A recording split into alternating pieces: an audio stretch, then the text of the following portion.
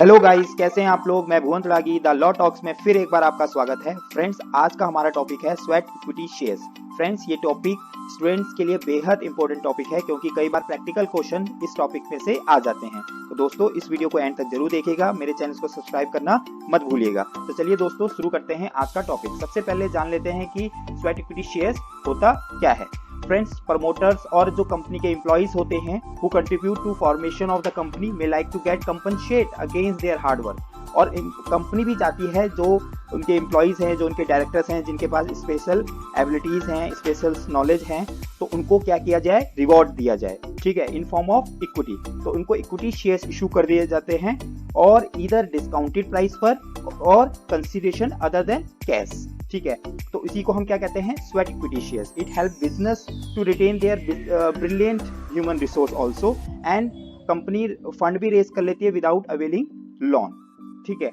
तो सबसे पहले हम डेफिनेशन इसकी पढ़ेंगे। Definition under section 2 sub clause 88 of the companies act क्या लिखा हुआ है। Sweat equity means equity shares are issued by company to its director और एम्प्लॉइज, ठीक है। एम्प्लॉइज और डायरेक्टर्स को जो स्वेट इक्विटी शेयर्स इशू किए जाते हैं एट डिस्काउंट और for consideration other than cash, ठीक है। वैसे डिस्काउंट पे शेयर्स इशू नहीं किए जा सकते एज पर सेक्शन 73, ठीक है, लेकिन हम उसको अभी पढ़ेंगे लेटर ऑन, ठीक है। ये उसका एक एक्सेप्शन हो गया सेक्शन 74, जिसमें हम डिस्काउंट पे या फिर कंसीडरेशन अदर देन कैश पर हम डायरेक्टर्स को और एम्प्लॉइज को इक्विटी शेयर इशू कर रहे हैं। किस लिए कर रहे हैं, providing their know how. Know how का मतलब क्या हो गया, प्रोवाइडिंग टेक्निकल और प्रैक्टिकल नॉलेज और skill to the company by a employee और अ डायरेक्टर, ठीक है। और एम्प्लॉय का मतलब यहाँ पे क्या है, एम्प्लॉय का मतलब है कि परमानेंट एम्प्लॉय, ठीक है, जो काम कर रहा है इंडिया में या फिर आउटसाइड इंडिया।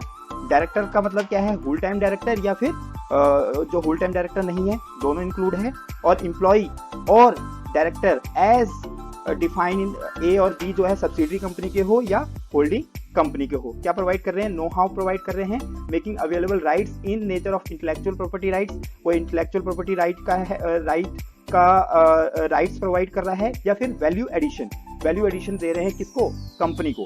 किस फॉर्म में कि कोई एक्चुअल और एंटिसिपेटेड इकोनॉमिक बेनिफिट होगा कंपनी को, अभी होगा या फिर फ्यूचर में होगा, फ्रॉम एक्सपर्ट और प्रोफेशनल। और जिनको हम क्या कर रहे हैं, उन एक्सपर्ट और प्रोफेशनल्स को इक्विटी शेयर्स इशू कर रहे हैं, that is sweat equity shares की डेफिनेशन है स्वेट इक्विटी शेयर्स की, ठीक है, as per section 2 sub clause 88, right friends, ठीक है। अब सेक्शन 54 की बात करते हैं, issue of sweat equity shares. Nothing with standing anything contain in section 53। मैंने बताया था आपको 53 में लिखा हुआ है कि हम डिस्काउंट पे शेयर इशू नहीं कर सकते, लेकिन हम उसको यहाँ पे इग्नोर कर रहे हैं। ये उसकी क्या है, एक्सेप्शन मान लो इसको। ए कंपनी में issue sweat equity shares of class of shares already issued. जिस क्लास का शेयर्स ऑलरेडी इशू है उस क्लास का शेयर हम इशू कर रहे हैं if following condition are fulfilled, ठीक है। कौन कौन सी कंडीशंस है, पहली कंडीशन क्या है, issue is authorised by special resolution. Special resolution pass होना जरूरी है। दूसरा क्या है कंडीशन, रेजोल्यूशन में क्या स्पेसिफाई होना चाहिए, नंबर ऑफ शेयर कितने इशू कर रहे हैं हम, ठीक है, करंट मार्केट प्राइस क्या है हमारे शेयर्स का, और कंसीडरेशन किस कंसीडरेशन पे कर रहे हैं, डिस्काउंट पे कर रहे हैं तो कितने डिस्काउंट पे कर रहे हैं, ठीक है। क्लास और क्लासेस ऑफ डायरेक्टर्स और एम्प्लॉइज जिसको ये स्वेट इक्विटी इशू किए जा रहे हैं, ठीक है। अगर कंपनी लिस्टेड है, अगर कंपनी क्या है, लिस्टेड है किसी रिकॉग्नाइज्ड स्टॉक एक्सचेंज पर, तो कौन से रेगुलेशन लगेंगे, लिस्टिंग के जो सेबी के रेगुलेशंस हैं स्वेट इक्विटी से रिलेटेड, वो रेगुलेशन यहाँ पे लगेंगे। लेकिन हम यहाँ पे कंपनीज एक्ट की ही बात करेंगे जो कि अनलिस्टेड कंपनी पे लगते हैं, ठीक है।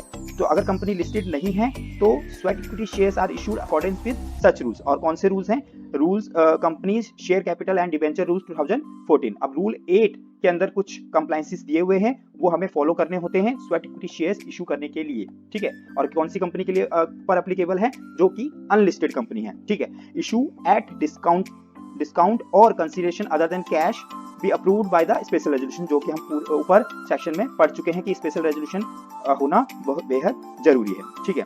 अब उसके बाद क्या, डिस्क्लोजर एंड एक्सप्लेनेटरी स्टेटमेंट। जो भी हम नोटिस देंगे जनरल मीटिंग का, उसमें एक्सप्लेनेटरी स्टेटमेंट में ये पूरे की पूरी इन्फॉर्मेशन होनी चाहिए कि date of board meeting, reasons, ठीक है, class of shares, total number of shares, ये सारी की सारी इन्फॉर्मेशन बेहद जरूरी है, आपको एक्सप्लेनेटरी स्टेटमेंट में देना पड़ेगा, ठीक है। उसके बाद आता है आपका allotment with in 12 month of the special resolution, आपने स्पेशल रेजोल्यूशन पास किया, उसके विद इन 12 मंथ आपको अलॉटमेंट करना जरूरी है इसका स्वेट इक्विटी शेयर्स का। ठीक है, मैक्सिमम लिमिट, ये बेहद इंपॉर्टेंट पॉइंट है, जिसमें क्या है maximum limit to issue sweat equity shares, कि आप कितना स्वेट इक्विटी शेयर्स इशू कर सकती है कंपनी। ठीक है, company shall not issue sweat equity shares more than 15% of existing paid up equity share capital in a year, मतलब एक साल में 15% of existing paid up capital और इशूड वैल्यू जो है 5 crore, whichever is higher, मतलब दोनों में से जो भी हायर होगा उससे ज्यादा वो इक्विटी शेयर्स इशू नहीं कर सकती as a sweat equity shares. ठीक है, लेकिन provided that company shall not exceed 25% of paid up equity share capital at any time. ठीक है, और किसी भी समय उसकी जो स्वेट इक्विटी शेयर्स है वो 25% से ज्यादा नहीं होना चाहिए। मतलब टोटल ओवरऑल देखें तो एक company sweat equity share 25% of its equity paid up capital जो है उससे ज्यादा नहीं कर सकती, और एक साल के अंदर 15%, ठीक है, एग्जिस्टिंग पेड अप कैपिटल जो है, या फिर 5 करोड़ जो इशूड वैल्यू है 5 करोड़, जो दोनों में से जो भी ज्यादा होगा उतना ही वो इशू कर सकती है एक साल के अंदर। ठीक है, फर्दर एक और एग्जेम्पशन यहाँ पे दी हुई है, स्टार्टअप कंपनी में issue sweat equity shares up to 15% of its paid up capital up to 10 years तक वो कर सकती है। ठीक है, अब लॉक इन पीरियड क्या है, यहाँ पे लॉक इन पीरियड रहता है स्वेट इक्विटी शेयर्स के अंदर, डायरेक्टर्स और एम्प्लॉइज को जो भी हम स्वेट इक्विटी इशू कर रहे हैं उसका लॉक इन पीरियड होता है 3 ईयर्स का from the date of allotment. ठीक है, तो 3 साल तक वो अपने शेयर्स को बेच नहीं सकते हैं। ठीक है, वैल्यूएशन कराना है रजिस्टर्ड वैल्यूअर से, वैल्यूएशन बाय आईपीआर वैल्यूअर जो भी इंटेलेक्चुअल प्रॉपर्टी राइट्स के बारे में पता लगाएगा। ठीक है, वैल्यू एडिशन क्या है, नो हाउ क्या है, तो रजिस्टर्ड वैल्यूअर से आपको वैल्यूएशन कराना है। वैल्यूएशन रिपोर्ट को किसको देना है, आपको शेयर होल्डर्स को देना होता है जब भी आप नोटिस भेजते हैं एक्सप्लेनेटरी स्टेटमेंट के साथ लगा के। ठीक है, उसके बाद आपका आता है treatment of non cash consideration, जो भी नॉन कैश कंसिडरेशन होगा उसका क्या ट्रीटमेंट होगा बैलेंस शीट पे, carry to the balance sheet of the company in accordance with the accounting standard. ठीक है, अकाउंटिंग स्टैंडर्ड्स के अकॉर्डिंग आप उसको बैलेंस शीट में कैरी करेंगे। ठीक है, और in that case managerial remuneration, क्या स्वेट इक्विटी मैनेजरियल रेम्यूनरेशन है? यस, ये मैनेजरियल रेम्यूनरेशन माना जाएगा एज पर सेक्शन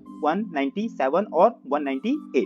ठीक है, अगर ये कंडीशन फुलफिल हो जाती है। क्या कंडीशन है कि ये किसी भी डायरेक्टर या मैनेजर को दिया जा रहा है। ठीक है, और issued for consideration other than cash which does not take the form of assets which can be carried to the balance sheet of the company in accordance with the applicable accounting standard। ठीक है, अगर does not take the form of assets which can be carried to the balance sheet, मतलब किसी ऐसे assets के form में नहीं दिया रहा है जो बैलेंस शीट में उसको हम दिखाएंगे। ठीक है, उस फॉर्म में नहीं दिया जा रहा है, या फिर किसी और साथ में सभी किसी भी डायरेक्टर या मैनेजर को अगर इशू किया जा रहा है तो इसको हम क्या मानेंगे, मैनेजरियल रेम्यूनरेशन मानेंगे। ठीक है, उसके बाद बात करते हैं ट्रीटेड एज ए कंपनसेशन, इसको ट्रीटेड एज ए कंपनसेशन करेंगे, shall be treated as the form of compensation to the employee और directors in financial statement of the company if the sweat equity shares are not issued pursuant to the acquisition of the assets. ठीक है, अब such compensation in excess of value of assets कह रहा है, if shares are issued pursuant to the acquisition of assets,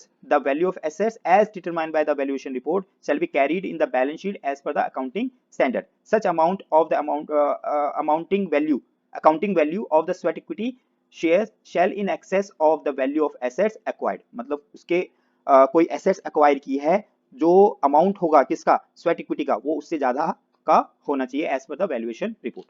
ठीक है, अब disclosure in the board reports, मतलब डायरेक्टर्स रिपोर्ट जो होती है उसके अंदर भी आपको इसका डिस्क्लोजर देना पड़ेगा कि कौन से डायरेक्टर्स को इशू किया, एम्प्लॉइज को कौन सी क्लास ऑफ एम्प्लॉइज को इशू किया गया। ठीक है, क्लास ऑफ शेयर्स कौन से थे, नंबर ऑफ स्वेट इक्विटी कितने इशू किए गए हैं, ये सारा का सारा आपको डायरेक्टर्स रिपोर्ट में भी मेंशन करना पड़ेगा। क्या रीजन है, ठीक है, प्रिंसिपल टर्म्स एंड कंडीशन क्या थे, टोटल नंबर ऑफ शेयर्स कितने थे, percentage of sweat equity after the issue. ठीक है, पेड अप कैपिटल के इशू होने के कितना परसेंटेज है वो पेड अप कैपिटल का, डिल्यूटेड ईपीएस आपको बताना रहेगा उसमें। ठीक है, एक रजिस्टर मेंटेन होगा, और वो रजिस्टर कौन से फॉर्म में मेंटेन होगा, SH3 के अंदर, और कहां पे वो मेंटेन किया जाएगा, रजिस्टर ऑफिस के अंदर, और उसका अथॉरिटी किसके पास होगी, कंपनी सेक्रेटरी के पास होगी। ठीक है, सेक्शन 54 सबसेक्शन 2 में क्या कहता है, rights, limitations and restrictions and provisions are as for the time being applicable to the equity share, जो इक्विटी शेयर पे लग रहे हैं वही स्वेट इक्विटी पे भी लगेंगे अंडर दिस सेक्शन जो भी इशू है, और rank pari passu with the other equity shares, मतलब सारे के सारे राइट्स जो हैं वो सेम एज इक्विटी शेयर्स रहेंगे किसके, स्वेट इक्विटी शेयर्स के भी, ठीक है। अब बात कर लेते हैं सेक्शन 53 की, जो मैं बता रहा था कि ये इसका एक एक्सेप्शन है। सेक्शन 54 क्या है, एक्सेप्शन है किसका, सेक्शन 53 का। 53 में क्या कहता है, provision on issue of shares at discount, मतलब डिस्काउंट पे तो आप कोई भी शेयर इशू नहीं कर सकते except as provided in section 54। लेकिन हमने 54 में पढ़ा कि हम डिस्काउंट में इशू कर सकते हैं। ए कंपनी शैल नॉट इशू, 53 में क्या कहते हैं, company shall not issue shares at discount, ठीक है, और any share issued by the company at discount price shall be void, ठीक है। लेकिन ये 54 में जो इशू हुए हैं वो वॉइड नहीं होंगे फ्रेंड्स, ठीक है।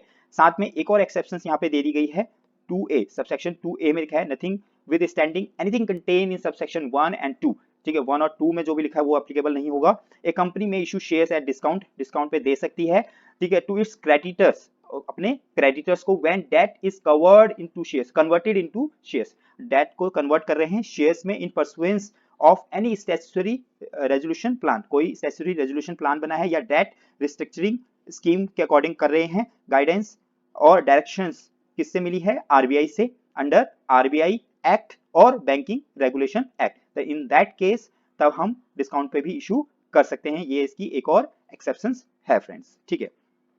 अब कंट्रावेंशन करते हैं सेक्शन 53 का, मतलब डिस्काउंट पे आपने इशू कर दिया, तो इन दैट केस अगर कंपनी फेल हो जाती है इस प्रोविजन को कंप्लाई करने के लिए, तो कंपनी और एवरी ऑफिसर इन डिफॉल्ट जो होगा उसको पेनल्टी लगेगी, जितना अमाउंट उसने रेज किया है डिस्काउंट पे इशू करके शेयर्स, और 5 lakh rupees which ever is less, वो आपको पेनल्टी लगेगी। और जितना भी पैसा आपने लिया है, ठीक है, उसको आपको क्या करना पड़ेगा, रिफंड करना पड़ेगा विद द इंटरेस्ट, जितना इंटरेस्ट जितना अमाउंट लिया है उस पर इंटरेस्ट लगेगा, ठीक है, पर एनएम के हिसाब से 12% का, ठीक है। तो ये आपको वापस करना पड़ेगा फ्रेंड्स विद इंटरेस्ट। तो फ्रेंड्स आज की वीडियो में इतना ही। आपको ये वीडियो कैसी लगी आप मुझे कमेंट करके बता सकते हैं। आपको अगर कोई डाउट हो तो आप मुझे मेल या कमेंट कर सकते हैं, ठीक है। और दोस्तों अभी तक आपने मेरे चैनल को सब्सक्राइब नहीं किया है तो अभी सब्सक्राइब कर लीजिए, और इसी तरह से हम आगे भी मिलते रहेंगे। तब तक आप स्वस्थ रहे, सुरक्षित रहे। जय हिंद, बाय बाय, थैंक यू।